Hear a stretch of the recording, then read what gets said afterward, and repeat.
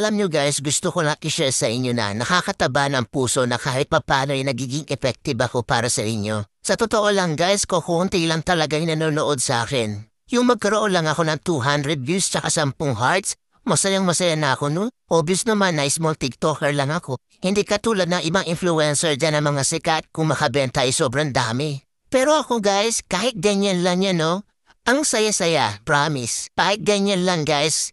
Feeling ko hindi ako napanghihinaan ng loob. Kumbaga, tuloy-tuloy lang, enjoy lang sa TikTok. Sana naman sa mga mahilig mag-check out dyan, sana lang ma-appreciate nyo din kami mga small TikToker na gumagawa ng mga original content. Hayaan nyo na yung mga influencer, mayayaman na yun. Yung tipong sila naka-iPhone 14, yung mga video camera nila, gaganda.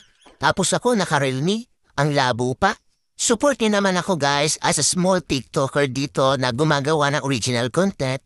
Sana ma-appreciate niyo po ang mga video ko. Salamat!